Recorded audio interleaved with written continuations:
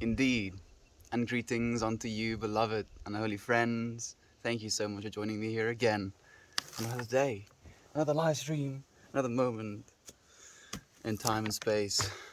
I've been thinking today, especially again, just about, sense of separation. And I know it's a reoccurring theme here on the streams, but there's something that has just been ringing true to me. This fact, this understanding that we're not mutually exclusive, you know, not from this reality, not from this dimension, not from any of it, not from one another. We think of ourselves as these individuals kind of rattling around in this universe like a marble in a jar. But in fact, we're both the jar and the marble as well. Oh, Mariah, you're already here. Good morning to you, friend. Thank you so much for joining us. It's nice to have you here as well, Angela. Thank you for the hugs, my friend. And you, Cody. How are you feeling, friend? How's life been treating you? How have things been? I do want to say something worth saying before we get deep into it, if you will. Maybe one of these. So, okay. This is technically, I think, from one of the Eastern texts. I'm trying to remember which one is specifically, but I can't remember exactly. And it's a little bit long, but it's almost like a mantra, if you will. And it goes, "There are innumerable sentient beings in the universe. I vow to help them all to awaken. My imperfections are inexhaustible. I vow to overcome them all. The Dharma is unknowable. I vow to know it. The way of awakening is unattainable. I vow to attain it." And it's like something that has been resonating with me as well. This holding of both kind of mindsets, holding of the idea that we are living in a body, on a plane of existence that is three-dimensional, and understanding that we're something so much more than just that.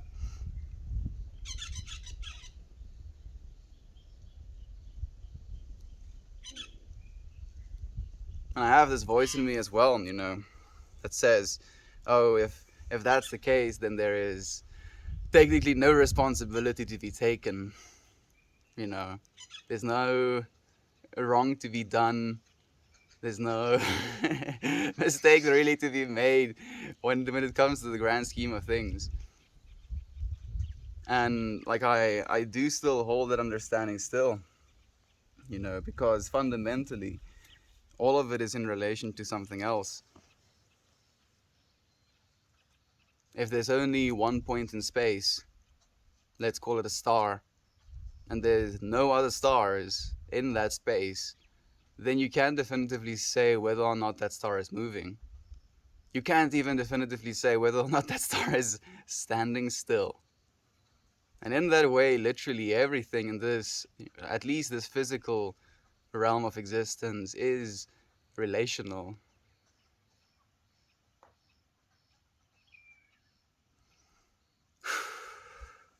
We understand evil and we understand, the hardships and the sufferings of this world, and we disdain it.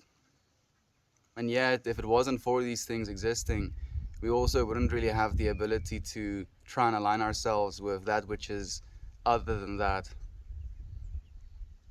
And it can be difficult sometimes, not only difficult to look at these things, but difficult to kind of understand that is a part of us as well.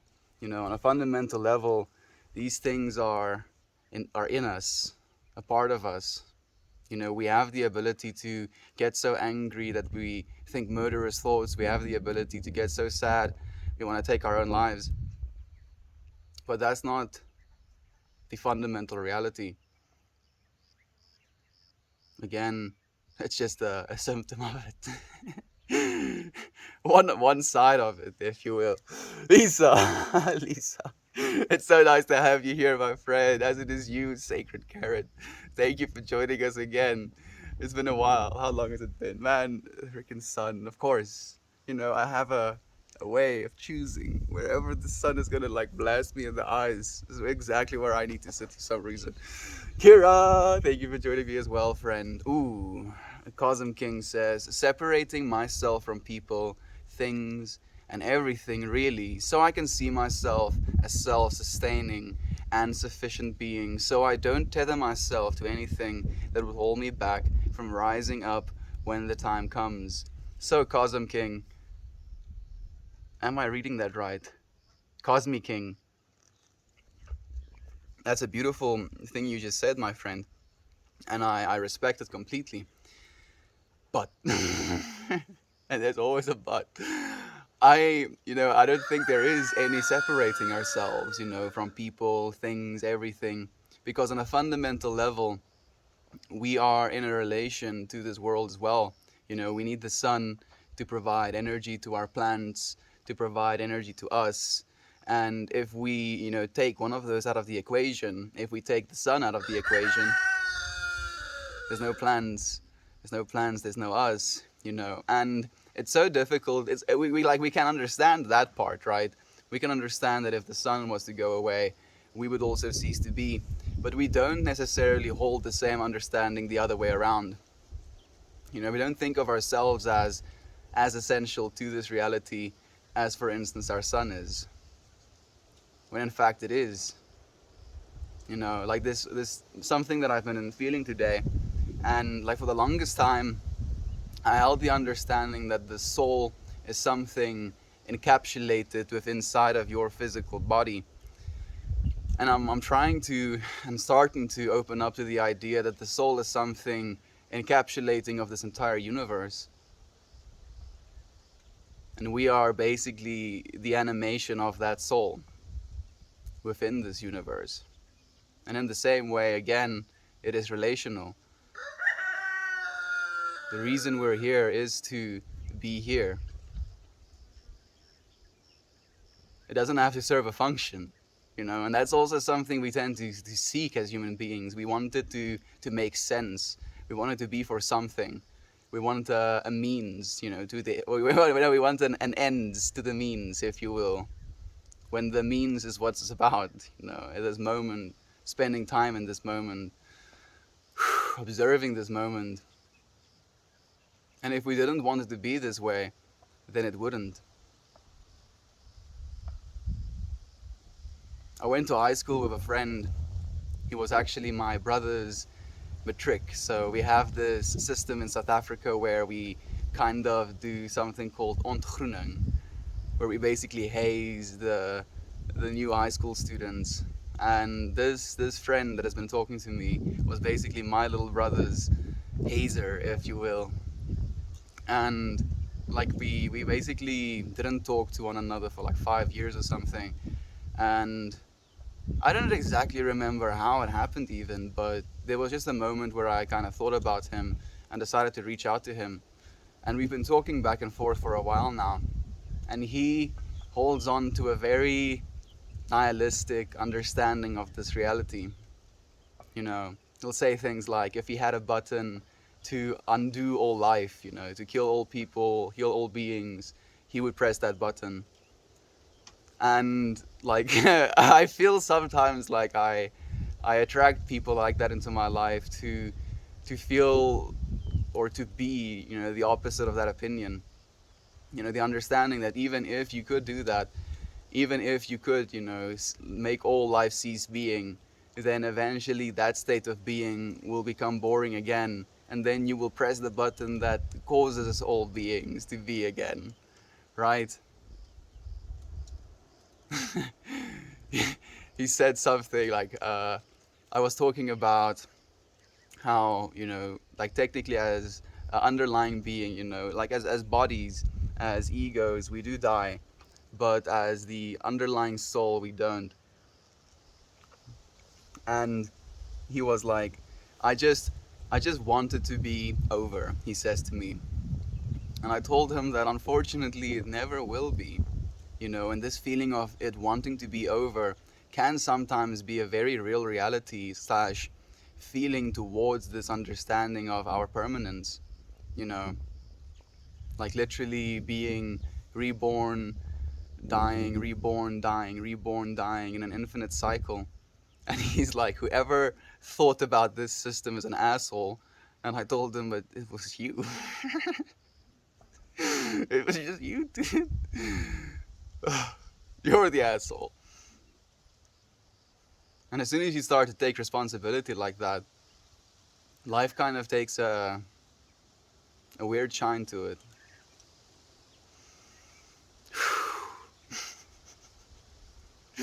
Oh goodness. Yaki, it's nice to have you. Good morning, Mr. Tree Hugger.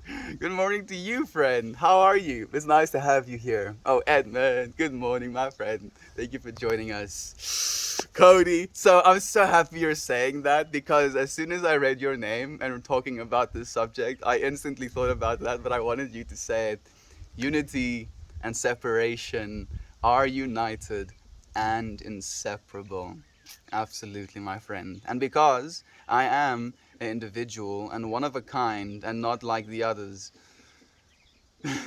are you? So, okay, so, Cosmic King. Okay, so you're claiming you're an individual and you're not like the others, right? So, riddle me this. Do you believe in the infinite nature of our universe? Yes? Okay, so within infinity, it means that you, as Cosmic King, as a special individual that is not like the others, have been an infinite amount of times. So would you consider yourself the same as the self that you are if you were to be re-emerging from this universe in X amount of trillion years? Right? You're not we're not special, friend. We're not special in the way where we can kind of, elevate ourselves above one another. We are very much fundamentally the same when it comes to consciousness. Looking down at your hands, every single one of us experience consciousness in exactly the same way. The Buddha, Jesus, all of us experience this consciousness, and that consciousness can be seen as this, like in some representations, as a Christ consciousness, from this Godhead emerged consciousness, and we are the experiencers of that actual consciousness. It's just about almost, I don't necessarily like this word always, but awakening to that reality. Hey, friend. Morning, Edward. Hey, Jovan. Is separation a tool for an overactive ego? You see, now you're coming with the good questions, Jovan. Whew. Like, I hear you saying, is separation a tool for an overactive ego? Like, the way I use the word tool, I usually like to think of it in terms of utilizing it in order to kind of deal with the thing that comes next. So, separation is the tool to deal with the ego. But I'm feeling like maybe you're saying ego is the one that uses separation to strengthen itself. Because the ego quite literally, fundamentally wants to continue its existence, and it will tell you whatever it needs to continue its existence. It wants you to be separate.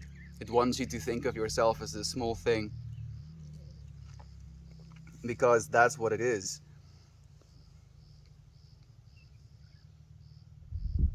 Like in spiritual communities, this term ego death really floats around permanently.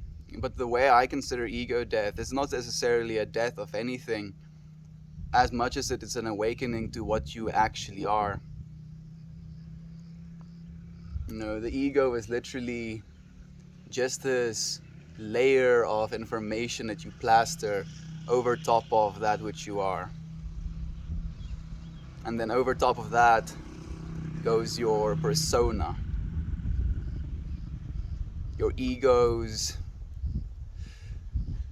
forcing out of, if you will. extruding off, like, look, this is one unit of person coming from this ego. Yes, sir, Cosmic King. Okay, I like it, friend. I do like your name. Ooh, Dumpet Crumpet says, if you are the center point, given that the measure of distance is one direction, is infinity, or is infinite, and the opposite is equivalent, and if you are distinct from me in that you exist, yet I exist, how can I be at the center and you be at the center? I'm not considering myself at the center of anything, friend, other than my current experience. I do like the question you're asking, though.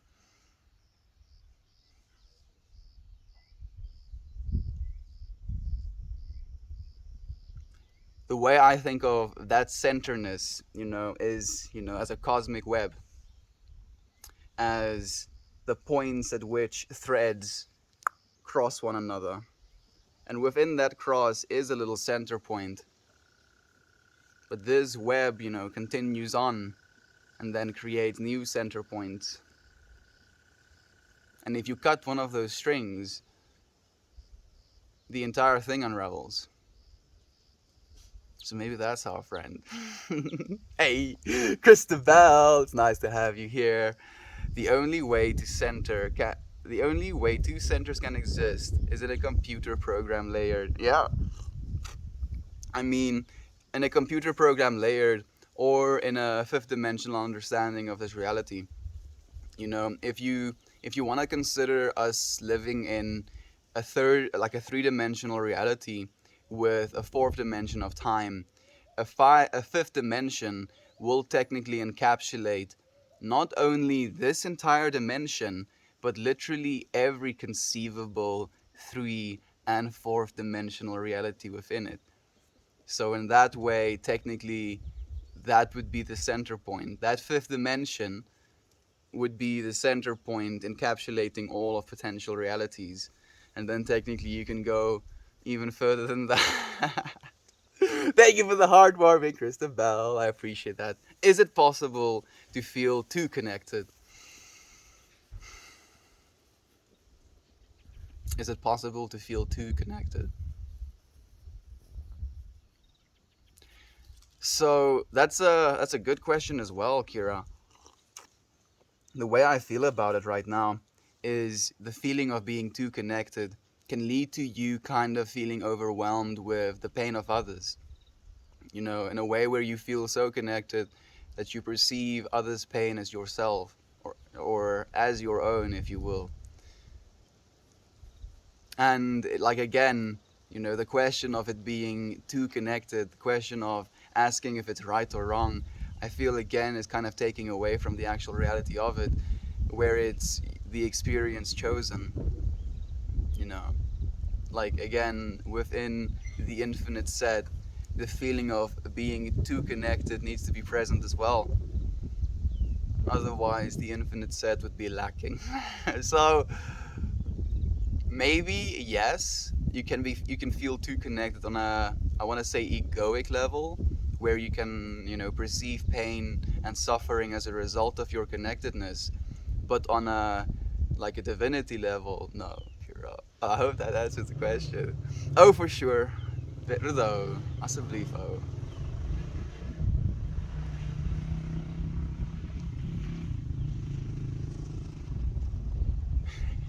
He hasn't driven that motorcycle the entire day. And as soon as I come and stream, that's when he decides to. Sien nou wat ek bedoel, pa? Dis wat ek voel partykeer. Dis jy kies om dit te doen wanneer ek besig is. Oh, for sure, the connection and all. But I feel that there is an importance to knowing what piece you are to the puzzle as the image we are all trying to create. I agree with that as well, my friend. I'm not saying the ego is something that's useless or something to be completely abolished, because the ego technically serves a function. It's just in realizing that it serves a function and that it's not you, not fundamentally you.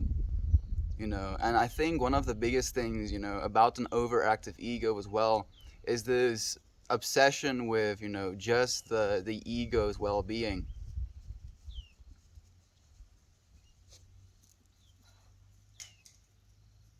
to the point where all other potential egos, doesn't even register as another node, right? It's just other, the complete separation of. So in that way, Cosmic King, I don't think, complete separation is healthy, especially not complete separation from, people and this planet. Because if you separate yourself completely from this planet, then cutting down, entire rainforest doesn't really mean anything to you because you're just cutting down the rainforest. But if you realize that the rainforest, serves the function of habitat to millions of beings, serves the function of providing oxygen for you to breathe, serves the function of, capturing carbon, serves the function of keeping water in that area, then that separation isn't healthy if you can't make that connection within yourself, realizing that that rainforest serves you just as much as you can serve it. At least that's the way I feel about it. Hey, Candace, it's nice to have you here, my friend. Thank you for joining us. I've seen this is the way also. The puzzle pieces doesn't know, but it's happy to be needed and connected to its other puzzle friends. Oh, absolutely. And like a lone puzzle piece feels lost, feels like it doesn't have a place, feels like it needs to go and fit in somewhere. I feel a lot of us feel that way sometimes, like these lost puzzle pieces. We feel so intricately about our own natures and our own uniqueness, if you will, that we feel there's absolutely no conceivable way for us to fit in.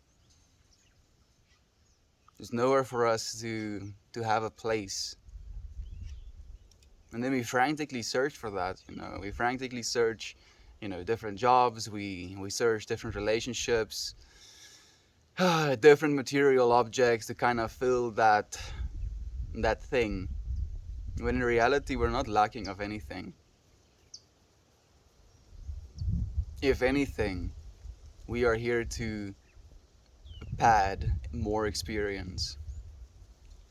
Even if that experience needs to be the experience of separation, the experience of feeling lost, the experience of not fitting in. It's all present. Oh, Queen of Creativity is here, Candace! Yes, she is. Oh, yes, she is. Good morning, lovelies. You know how you have got a young, privileged mind. That's why you are where you are right now. I agree, friend. I agree exactly with what you're saying. I do believe that I grew up in a. Well, let me say this rather. I believe thinking about these things is a privilege. If your entire life is completely based around survival, having to get by day, then it's very difficult to kind of hold these understandings, feel into these understandings, self-reflect about these things, because it's just not appropriate, I think is almost the word. And in that way, I agree completely with you, friend. I believe, my parents have provided me with the opportunity to grow as much as I have into these understandings as I have. And if it wasn't for them doing what they have for me, like we never grew up filthy rich. That was never the case. But I never, went to sleep hungry unwillingly, I would say. I always had a place to sleep. My parents always loved me. They always took care of me. And for that, I'm eternally grateful. That can never be taken away from me either. And I do believe, as a result of their care, as a result of how much they've done for me, I was basically given the environment, the substrate to grow as I have. I just believe it's important to share these other things, these feelings, these conceptualizations. I'm not saying any of this is fact.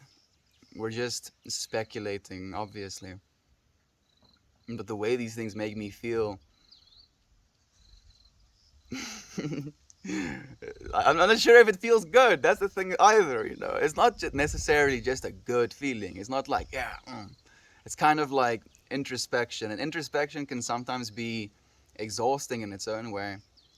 You know, and I've been thinking about exhaustion and exertion, and there's another word that I feel is on the top of my head. Uh, Challenge. There we go. Is like exercise. You know, it can be a challenge, it can be exhausting. You have to exert yourself, and yet it can be so rewarding to do so.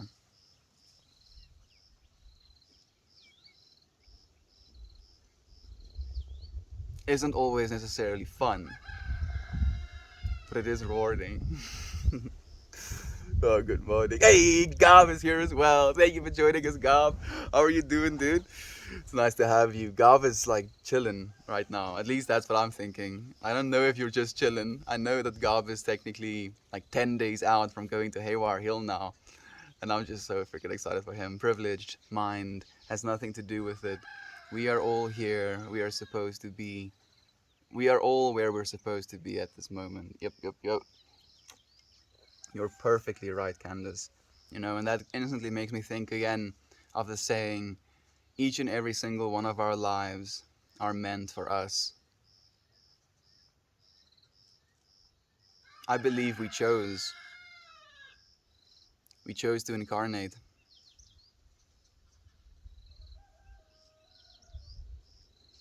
And there's a reason we incarnate as well. But unfortunately, as soon as we're born, we become so infatuated with this three-dimensional existence, with taking care of our three-dimensional being. Our parents start to project their own biases and their understandings of this reality. They start calling you a name, they start teaching you labels for this reality.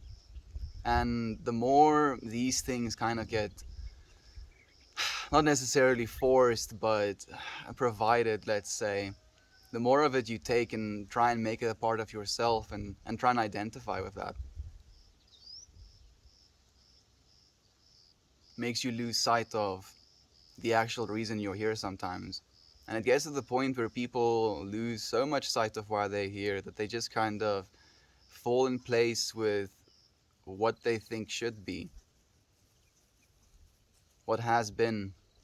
You know, and that's something that kind of it irritates me sometimes about this reality, is how we've been doing things one way for so long, and then we kind of assume that that's the only way for them to be done. When if you know, look at scientific understanding, that's fundamentally flawed. We can't continue doing things the way it's always been done, because if we're going to continue doing things the way they've always been done, the same things will continue to happen. I do believe I see a change. You know, I genuinely believe that as a society, war is something that's going to be completely intolerable.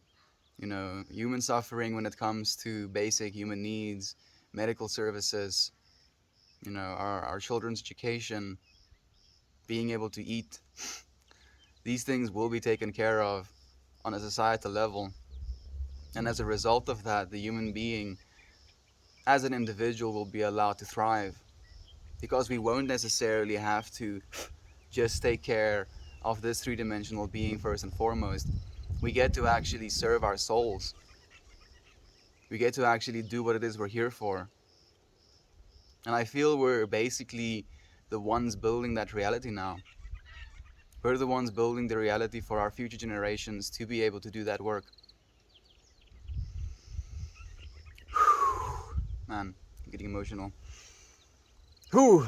Cosmic King says, "Yee, we're trying to find our place of harmony here, fitting in on all sides. And when things are disharmonious, we should be able to separate, because it's not our place, and we shouldn't keep each other from finding our spot." But this is our place, my friend. I mean, I guessing you're saying it's not our place to try and change one another, or to try and force one another into a different understanding. And I agree with that. You know, we don't have to try and force a puzzle piece into a spot that it doesn't fit into. And yet, That's exactly what happens. If you look at, like I wanted to say 80%, but let's say 50% of human beings right now, we're being forced into places that we don't fit. We're being forced into jobs that we don't enjoy,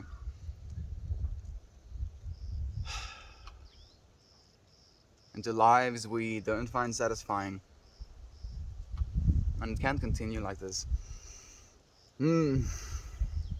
So much hellos. Toasties here as well. Good morning, dude. It's nice to have you here, man. Lol, I'm special right now. Of course you are, friend. Like you as a beingness, like the way you're co-creating with me, that's absolutely special. And you're here for a reason. And with you here, this experience is a little bit more full. And that way, absolutely, unequivocally, you are special. I agree completely. But you're not special in a way where, like, there's going to be all of other human beings, and then, like, oh, there's Cosmic King. He's the special one. No, that's not how it works. As everyone else is. Yes, you understand, friend. You understand. I agree completely. Nothing is stopping you from hopping out of your place in the picture, but your place is still there waiting for you.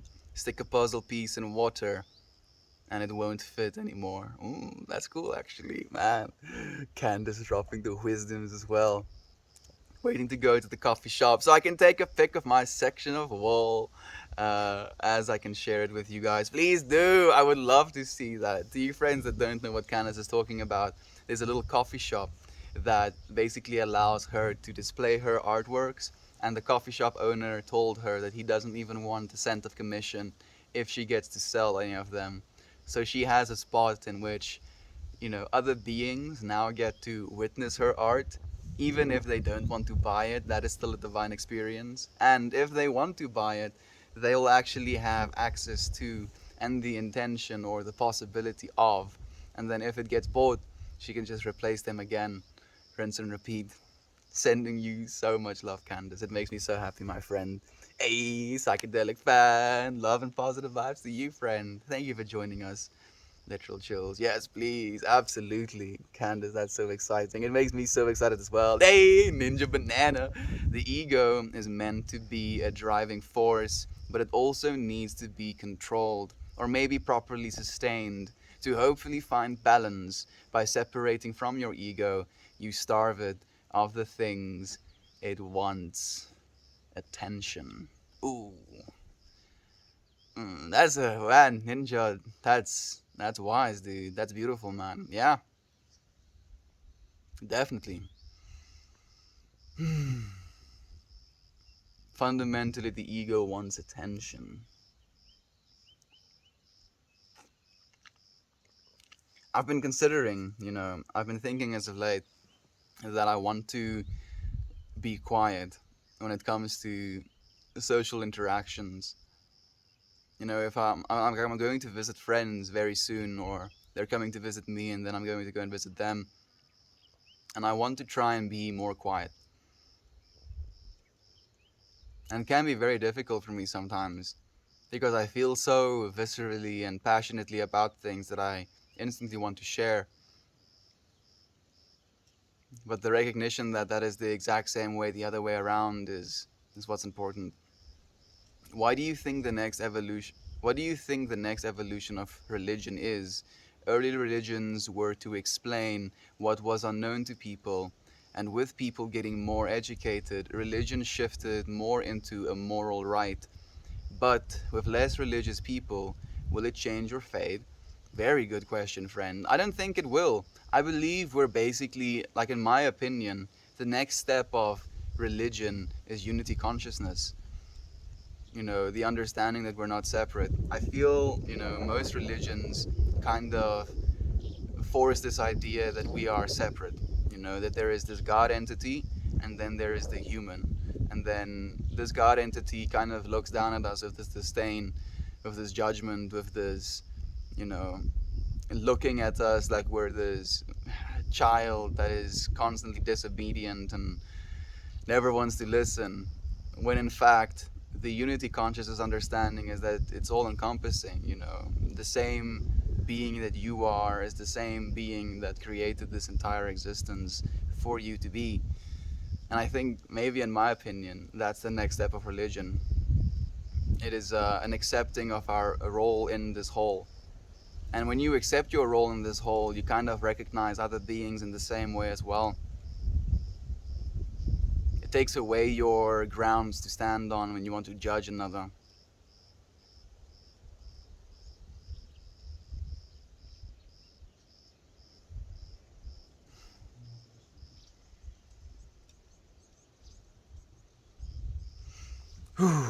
What a beautiful language. Oh, thank you, Christopher. Can you play a song by Pink Floyd? No, unfortunately, I cannot, friend. Thank you for asking, though. Anyone is in the upper states like Michigan, please get pics of the aurora lights for us, friends. Geothermal storm supposed to be happening tonight. Oh, yes, please. I would love to see that. I look forward to being able to see like the aurora lights someday. You know, we like obviously we don't have any of that in South Africa, but damn, like I can only fathom how breathtakingly amazing that must be in person. Like only seeing photos, it looks surreal, like almost too good to be true. I would love to see that. My ego helps me pull ladies. You know, you can pull ladies all you want, friend. You can pull as many ladies as you want. It's never going to make you feel any more full. It's never the reason why you're here. And eventually everyone realizes that as well. You know, some people it takes longer than others, but it's not the reality, friend. It's just a part of the reality. I would love this. Oh yes, I can agree. Can you see the geostorms from New York? I doubt it, unfortunately, friend. I'm not sure, but I'm supposed to be visible here in the States. I remember when I was 12/13, I got to see a red ribbon of light from the aurora lights. Only time I have ever seen them. Like you kind of have to go to where there are sheets of ice, right? At least the way I understand it is that light bounces back on like white surfaces, and then the light kind of diffracts and gets caught in the atmosphere or something like that. I'm not exactly sure about the science behind it actually. I do know it looked pretty. I wonder if Naomi can see this too. Ooh, that's a good question actually. I did actually send Naomi a message there as well. Love you the most. There we go. Hey, Aunt B, thank you so much for joining us, my friend. It's so nice to have you here. Good day, Milton Moore. I can't stay, but I'm sending my love. Thank you, friend. We appreciate your love so much. Sending love right back to you as well. Gatekeeping spiritual growth. Like I completely accepted it in stride, Toasty. Like I do feel, some of what he says has some truth to it, and I'm not one to shy away from those types of truths either. Hey friend, summoning you if you want to hang out. Please do, Ray. Like I realized recently that Roth is Ray, and I think I'll remember. That a niner. Good morning to you, Fred. And that is obvious. It's nice to have you here as well, friend. Jovat says, "Au contraire, what happened to be an overpowered ego? That one hits close to home." Mm, yeah, Ninja definitely dropped some wisdom. Ego may be necessary for conflict, necessary for violence, necessary for greed, selfishness, and pride. Yeah, I agree, Toasty. That's a part of the overactive ego, I would call it. If you're completely obsessed with the ego, then yes, conflict arises, violence arises, greed, selfishness, and pride arises with it, because you're trying to defend something. Like the ego tries to defend. So conflict is a defending of, or offense. Offense is the best defense. Violence, same thing. Greed, again, trying to just satiate this ego. Selfishness, same thing. Pride, again, like trying to protect the ego when it comes to mentality. You're perfectly right, friend. It's about realizing and balancing again. Ain't nobody got time for those things. Oh no, hell no. Ninja, that's why it's important not to sustain the ego, not overfeed it, to find the balance. If it is overfed, it needs to be starved to be brought back down. I agree completely, dude. Starving the ego through the lack of attention. Now I'm curious as well. Can you starve the ego through paying less attention yourself? Because technically we can be so involved with ourselves and our own like mental neurotices and our own like biases and the stories we tell ourselves that we basically sustain our egos. Maybe that's one of the purposes of meditation as well, is to gain that silence, to gain that stillness, so that you stop patting that ego constantly. How do you feel about that? I guess I meant opposite of that, like an ego that has been completely overpowered. Oh,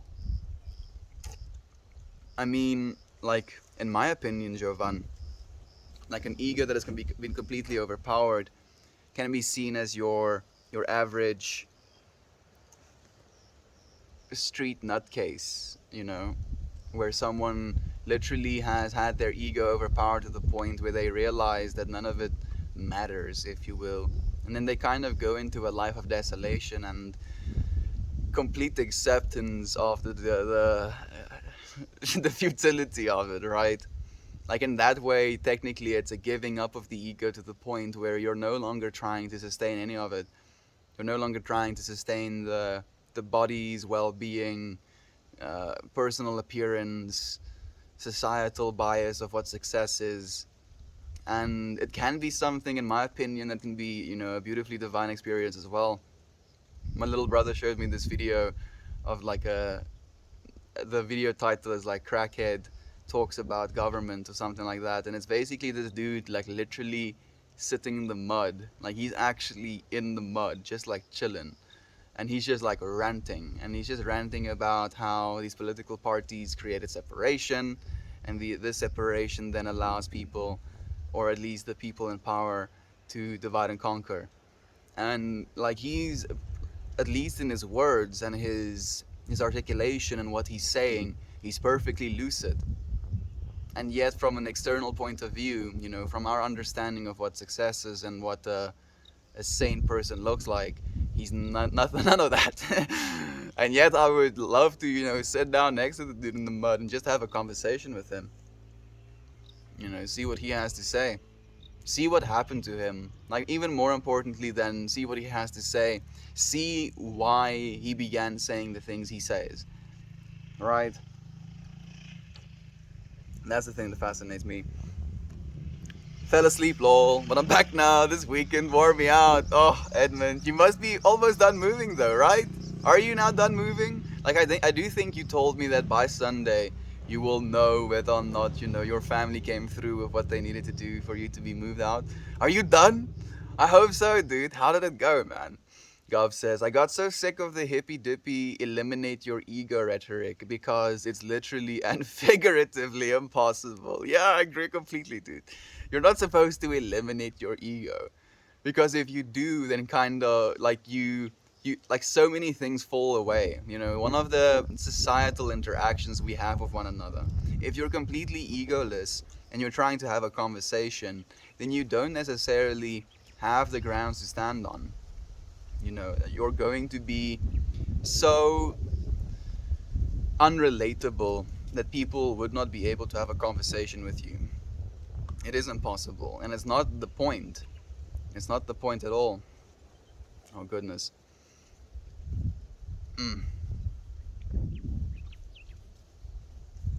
Feeling a little bit nauseous. I did take some salt before I came and streamed.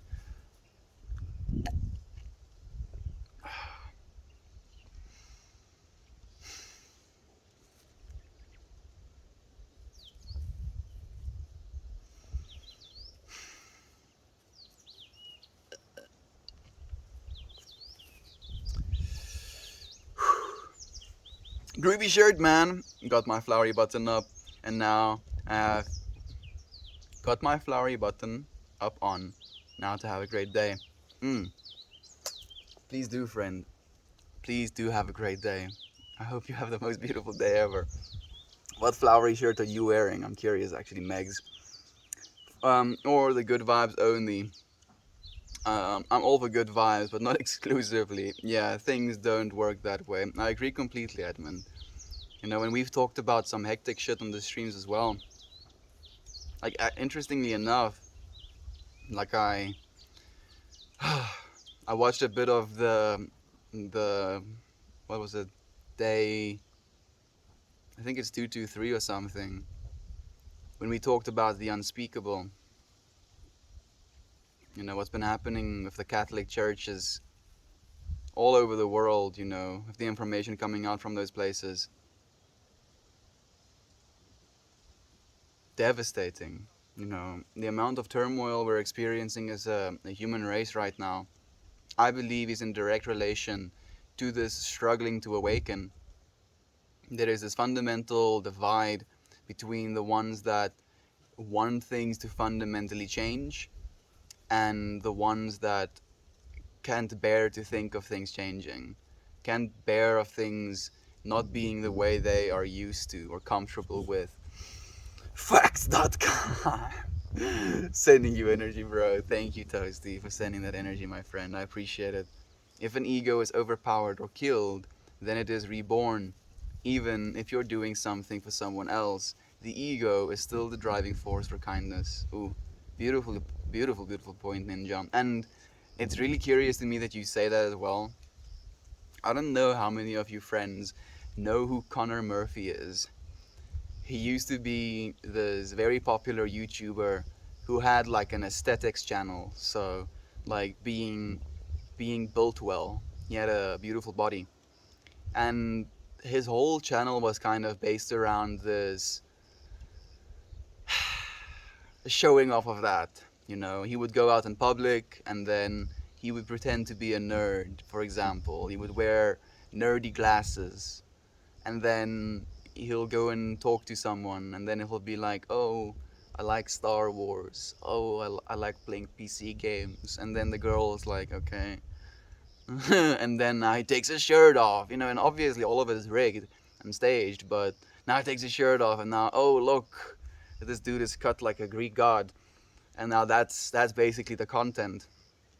And he went on an ayahuasca journey, and his ego, at least the ego that he had, you know, this complete conceptualization of the physicality of his body and the representation of that in this world and how he was perceived and yada yada yada, got completely, at least, and this is my assumption right now, like completely got dissolved, you know, melted away. And even though that ego of his died, as you're saying, Ninja, a new ego got reborn. And the ego that he holds now is even more terrifying. Oh goodness, it's really curious.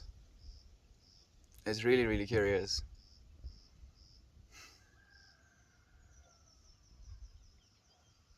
If you kill your ego, you're just going to leave a void, a vacuum for something new to flow into its place. Thank you, brother. I'll sure need it. Please, please take all of it, Edmund. Thank you for the hugs, Gob. I appreciate it so much. Edmund says, yes, we actually got further with the move than planned. The family came through, and we got everything emptied out and the apartment deep cleaned as planned.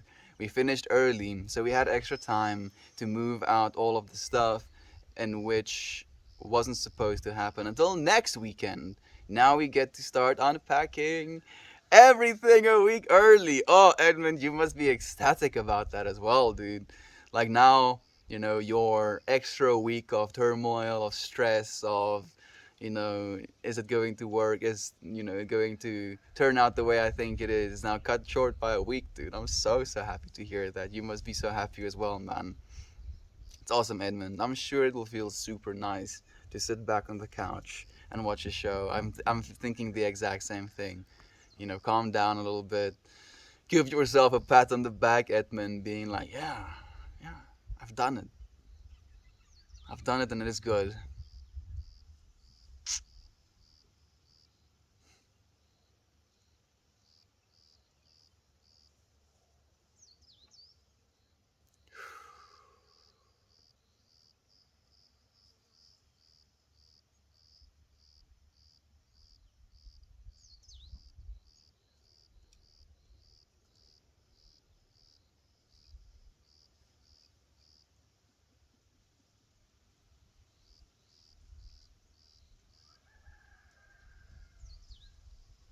I've been feeling so surreal lately,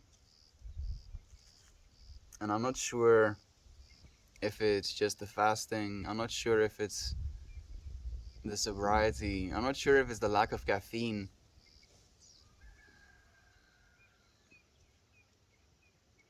But there is a calmness that came over me.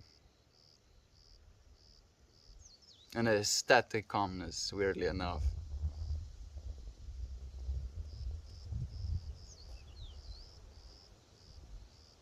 Got really good news yesterday,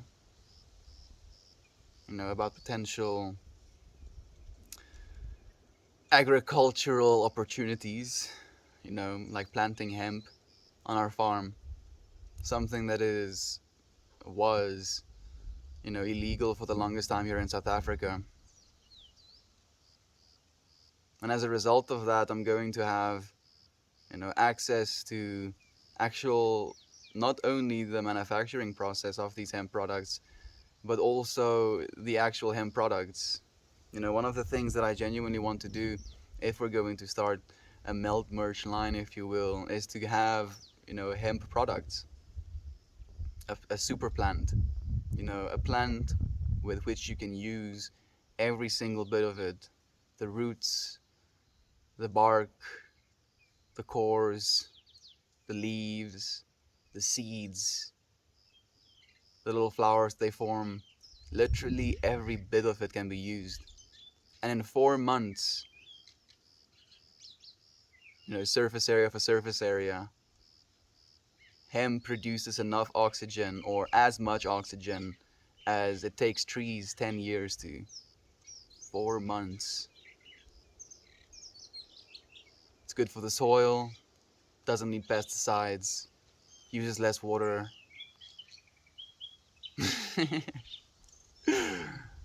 Oh, and the people that are doing this, starting this initiative in South Africa, have the intention to make this country a better place as well, to give back to communities, to help people become self-sufficient and to take care of people.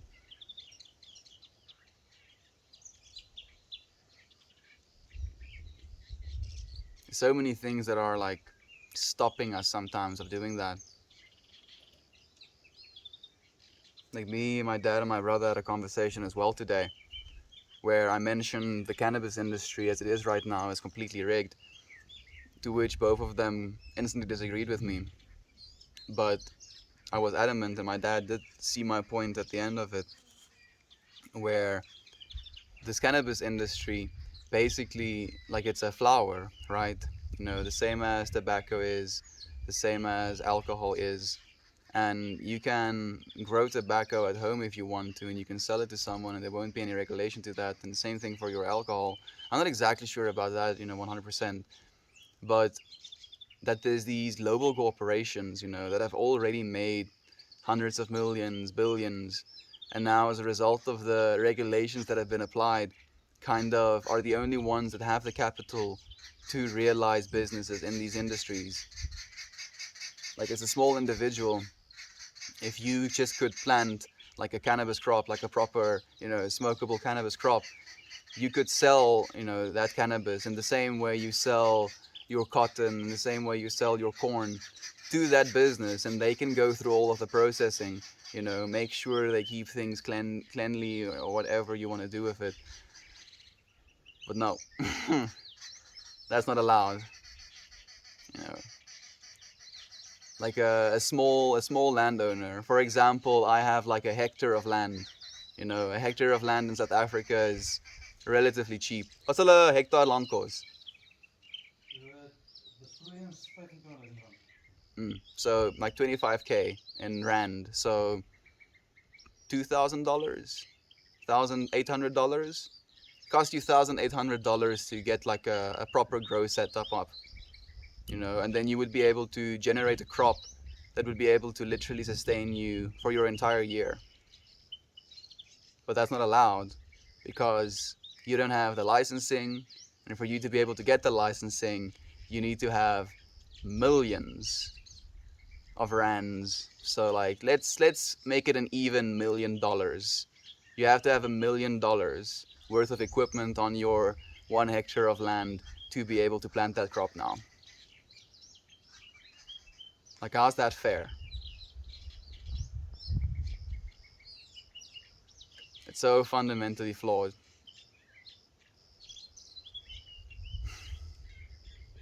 Keeping humans under the thumb. So excited. We've already planned our first cooking meal after we get settled in, our first trip in the new place, and a movie marathon. Oh goodness, Edmund, you really do know how to celebrate, don't you, friend? Oh, it sounds amazing, man. That sounds like such a blessed time. I feel the ego is a role we play. We understand the character of our egos and we identify with them by role. But these things are not us. They will die and we will live on. The ego is a temporary veil. It is abstract. Ooh, what a beautiful message, Toasty. Like freaking ditto 10,000, man. Oh, Poach Meg, kind of curious why no one wants hemp around, wink wink. No one wants hemp around because we have a massive cotton industry, friend. And like alongside the cotton industry, we have fertilizer industries. And alongside the fertilizer industries, we have pesticide industries. And all of these industries are multi-billion-dollar industries. Of course they don't want. It's so painfully obvious. And it's starting to become, kind of pathetically transparent, unfortunately. It's just a matter of time. Industrial hemp is so desperately needed. The benefits in every regard are so insane. You can literally build a spaceship out of it, right? It's freaking insane, dude. Like it can be used as a building material. It can be used as a cosmetic. It can be used as a medicine. It can be used as clothing. It can be used as a paper alternative.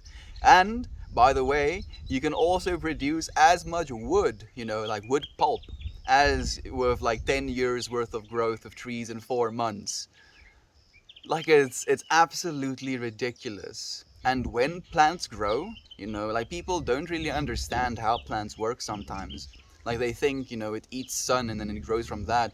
No, it literally grows out of the air.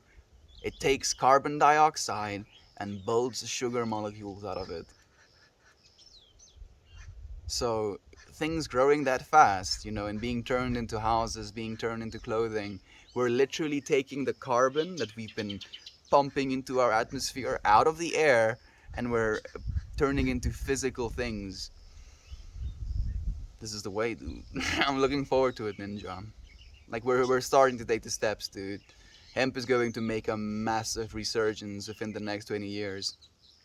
Like, massive, massive. Like, I would go as far as to say that within the next 20 years, at least 30% of the textiles we'll be wearing will be hemp.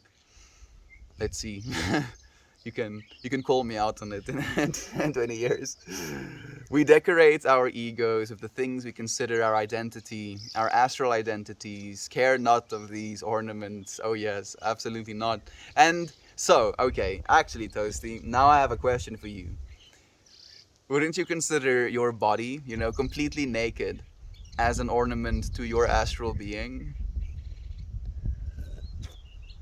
And I don't think it necessarily cares, but I think maybe it has a liking to some of it, you know?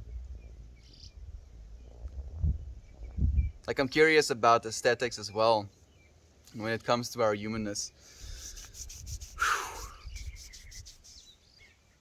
We do like to look at certain things, we like beauty, but our, standards of beauty are different. Like, I'm thinking very specifically now about this African tribe that put these rings around their necks from a very young age, literally stretching their necks longer, and then they have these rings running all the way down, and that to them is the aesthetic beauty that they look for. And I can't, see any evolutionary reason for them to do that. So is it an astral thing? Is there some sort of astral reason for them to like long necks? For them to want to decorate this ornament in that way? What do you think, Toasty? Like, you wear earrings, right? And I think you like look absolutely banger with earrings. So that is also technically, aesthetic ornaments to your physical beingness. Even more so than just a piece of clothing would be. Hmm. Jovan says, I feel like I'm recently becoming aware of ego, and I've subconsciously spent so much time suppressing it that I now want to nurture it. But to nurture it, I also need to identify it. It's a loop. Yeah, it really is. Hmm. The feeling of me.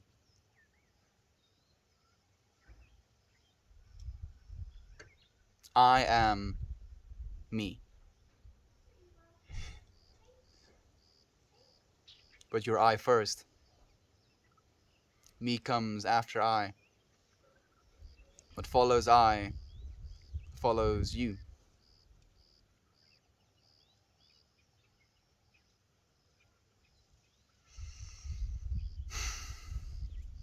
So maybe that's what you can do, Jovan. Look what follows you. Things you do, things you say, things you feel. And nurture that first.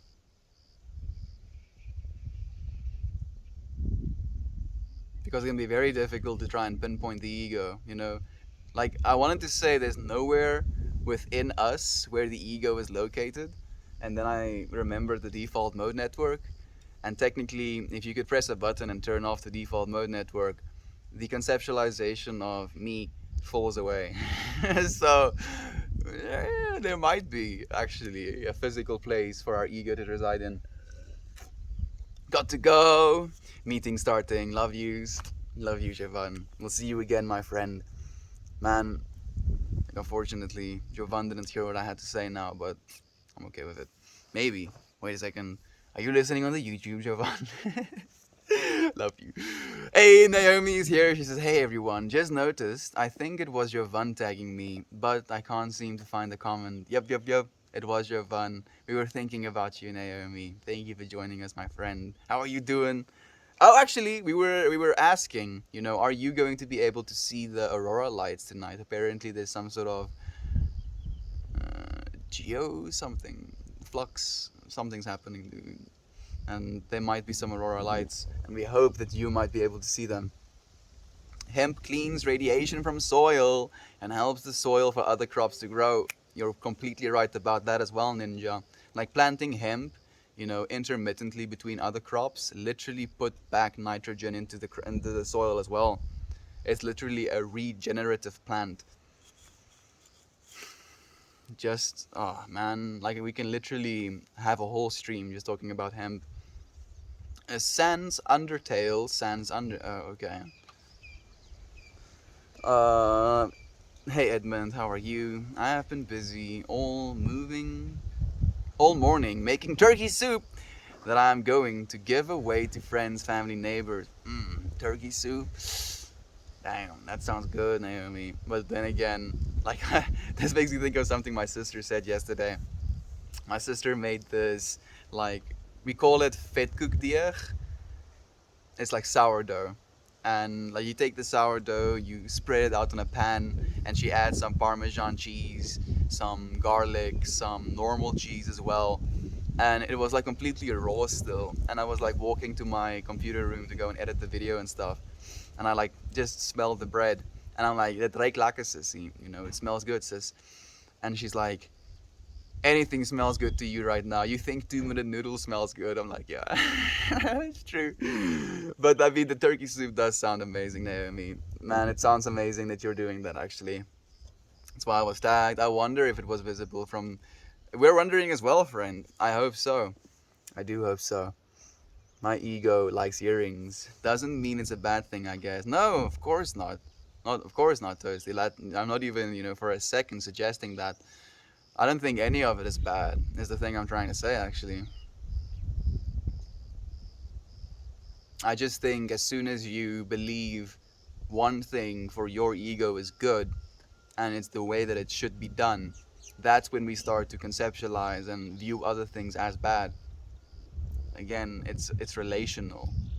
Oh, because I am this and that and I never wear earrings and I don't drink a sip of alcohol in my life and I will never smoke something for my ego. Now you doing that, you having earrings, you smoking a joint and drinking a beer, now you're the evil one. You're the one that's doing something bad because I'm so attached to my ego and my perception of what is good for me that I can't accept you for you. Again, that's where the ego trips us up sometimes. If it's over obsessed, if it's overactive, then you can't accept others for the way they are, for the things they believe. Thank you for the wholesome, my friend. I appreciate that, Naomi. And Heather is here as well. I'm doing well, friend. I'm feeling a little bit introspective today, but I'm feeling really, really good. How about you, Heather?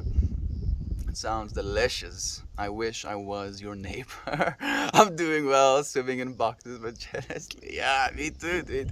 I also wish I was Naomi's neighbor. Sorry, in a meeting, though, trying to articulate better. No, Toasty, you're good, dude. You're good, man. You're smacking. We swimming in boxes. Do you mean moving recently? Yeah, he moved recently. Like, basically got all of the boxes to the new place now officially, so almost done with the move. Decorating the decoration, right? Yeah, literally decorating the decoration. Has anyone heard anything about excess mercury in the air here in North America or anywhere else? Someone mentioned it making people sick, but I can't find any information. Unfortunately, I haven't heard about information like that. Excess mercury in the air. Can mercury be aerosolized? Kan het po? It can. Vaporized. Hmm.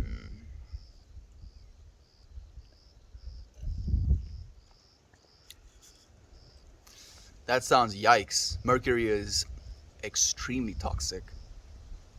Like, I can't imagine how that goes about happening, especially the fact that you're saying excess mercury in the air here in America, like it's over the entire America.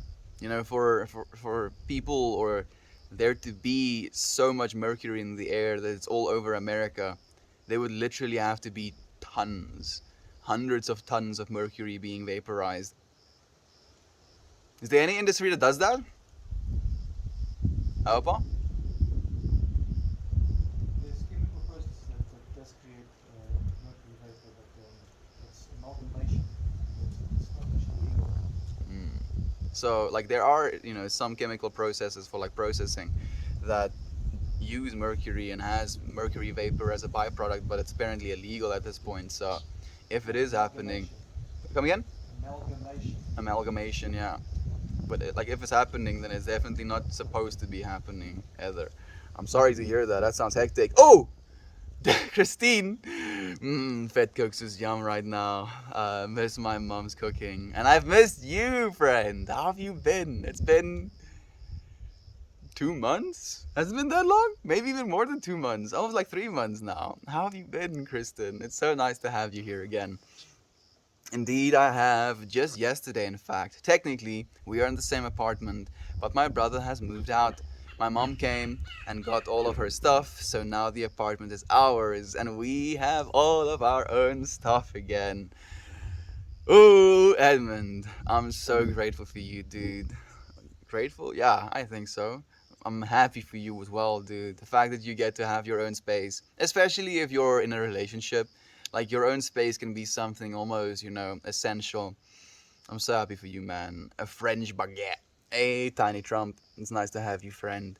Once unpacked, that is. I mean, technically, you still have all of your stuff. You just have all of your stuff in boxes, and technically, all of your stuff is contained within the larger box of Earth as well. That's so exciting. I remember moving day for us and having that feeling of having your own space for the first time in my life. It's so freeing, right? I remember, moving into my own first apartment, like solo apartment as well. I still fondly think about that apartment, even though my landlords were absolute douche nozzles.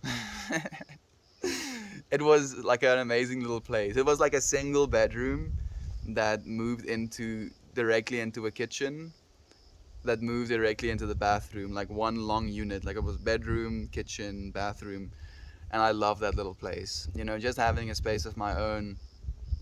Didn't have access to the internet, not because there wasn't internet, just because my landlords refused to let me use it. Even after asking, I can pay you, and they're like, no, if you're gonna use the internet, it's gonna be too slow for us. And I'm like, huh, nice.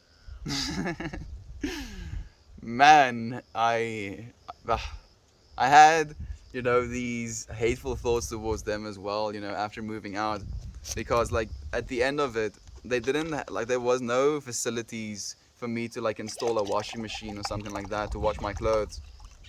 So when I first moved in, they allowed me to wash my clothes in their washing machine, which was like a little bit of an outside room, literally just around my apartment, if you will. So it wasn't even inside of their house.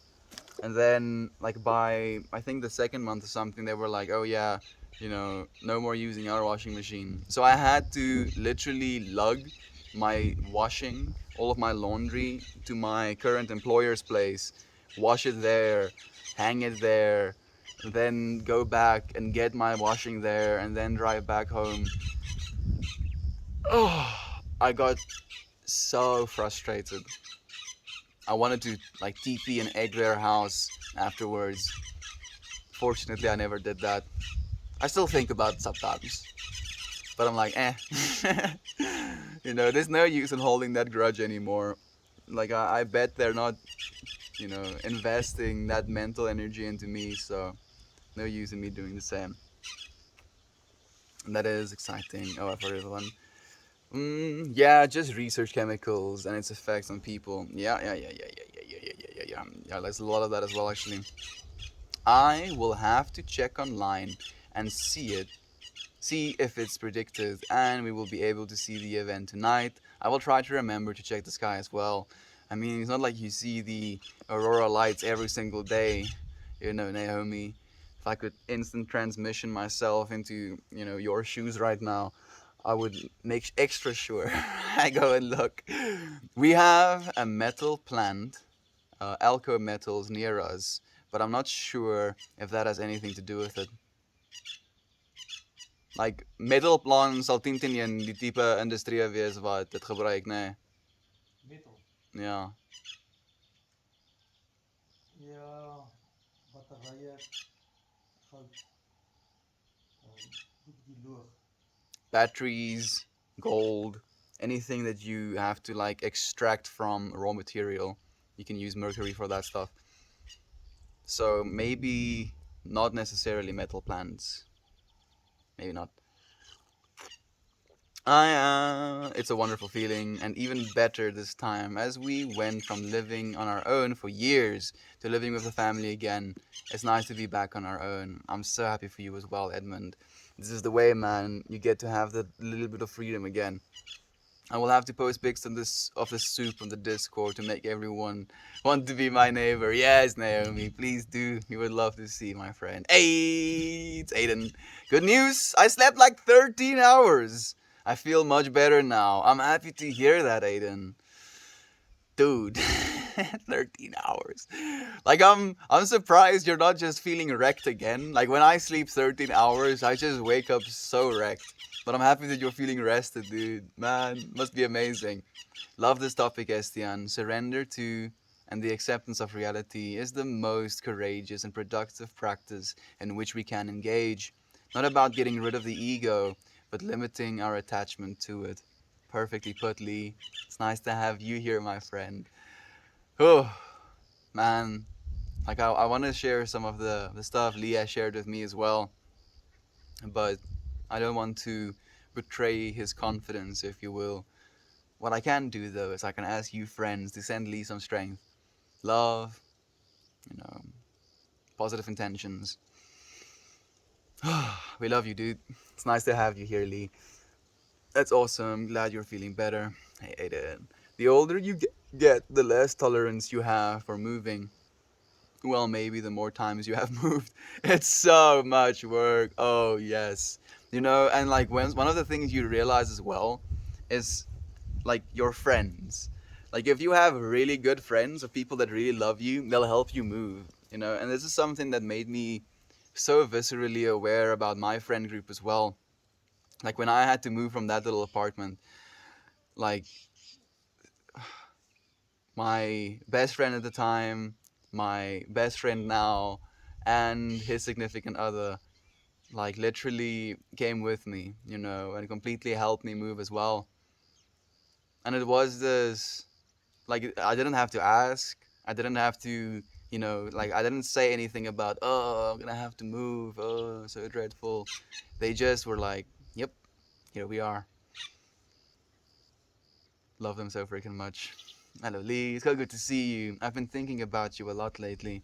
I hope all is well, my friend.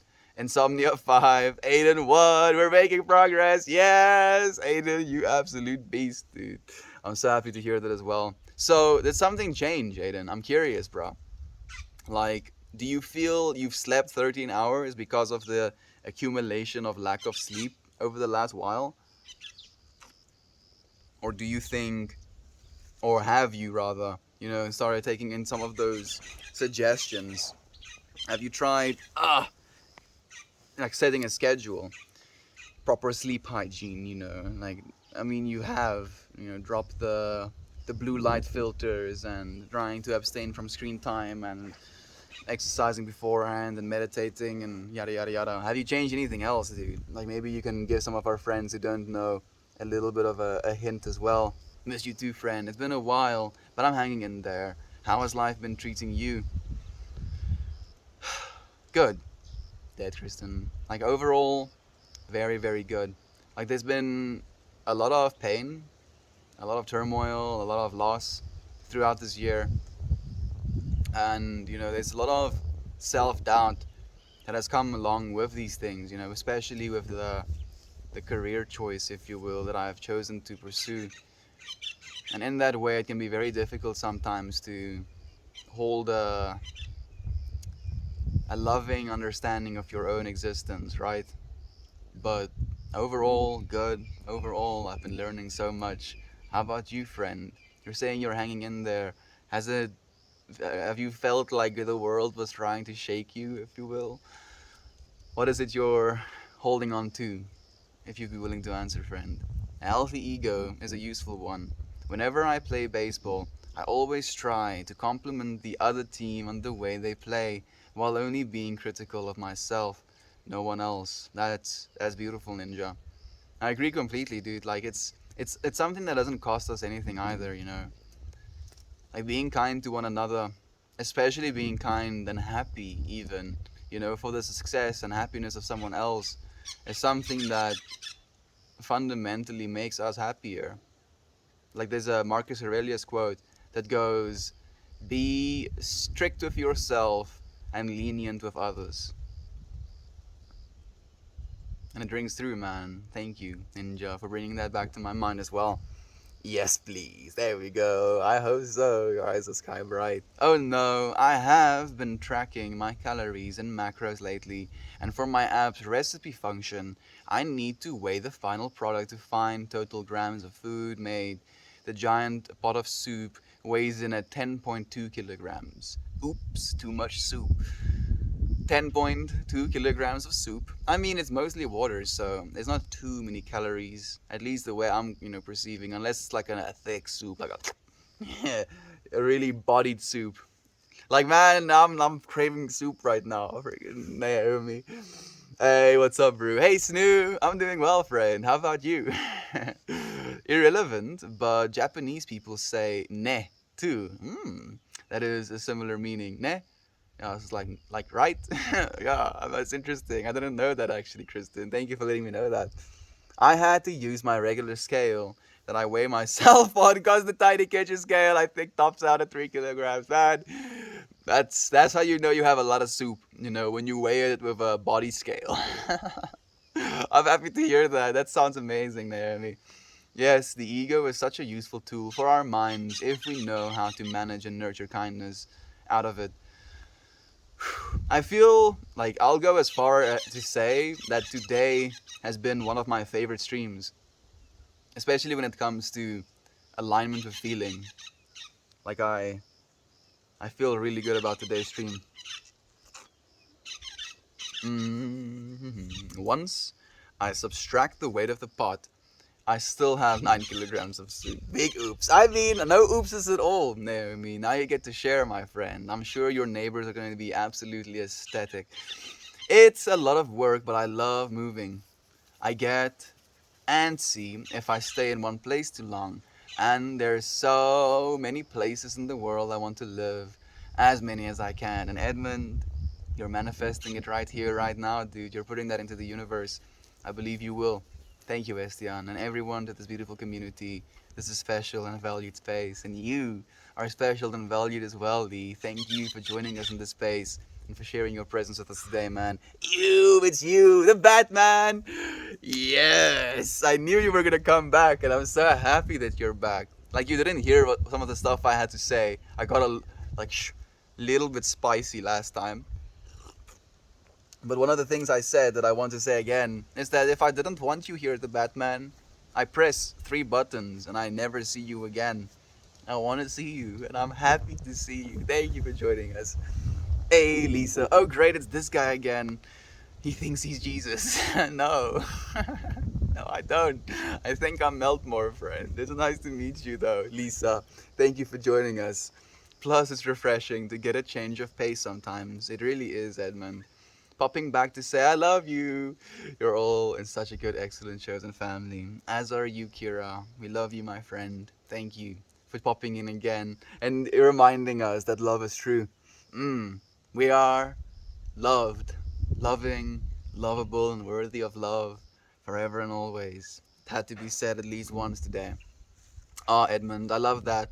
I would love to see more places in the world, I guess. I have to conquer my issue with stuff first. Yep, free myself from the burden of holding on to items of those who are no longer with us. It can be difficult. It can be so difficult. Like one of the things I've noticed, the ability to incorporate something of someone in a way that is functional or like artistic is what I would rather do than keep or hold on to the actual thing. Like for instance, if you're holding on to a piece of clothing of someone, turn that into something that you can wear. Incorporate it into a scarf that you'll actually wear with you. In that way you're destroying it, but you're also repurposing it and like keeping that person in mind in doing that as well. Stuff, can be something that really weighs us down as well. There's this unfortunate thing about money where the more you have, the more it kind of governs your entire life as well. It's surreal. Much love to you, Lee. Sending you all the energy you need, plus a little extra. You were in my heart and thoughts, my friend. Thank you so much, Edmund. I appreciate you taking the time, friend. It means so much to me as well. Yeah, I think it was a combination of a few things. I smoked some blue lotus flower that felt. Oh, you got your blue lotus flower already? I thought it was going to take a few more days. That felt very relaxing. I also think all the lack of sleep caught up with me, and I basically just forced my brain into a sleep state. I'm so happy to hear that, Aiden. I would like to now, smoke this blue lotus flower as well, actually. Would you consider, mixing some of that blue lotus flower into bud, to like add a little sprinkle of relaxation on top of the intoxication? How do you feel about that? My stepsister laughed at you saying that about friends and moving. She just got married and moved. She also says you find out who your friends are when you move. Yeah, it's true. It's true, Heather, because moving sucks. It sucks absolute ass. And if you have friends that are willing to, embrace the suckness with you because they love you so much, that's how you know what the real friends are. I definitely have a material possession issue as well. I love collecting things: Funko Pops, decks of cards, musical instruments, Legos, and Star Wars things. We try to go through all of our stuff when we move through and get rid of things, dude.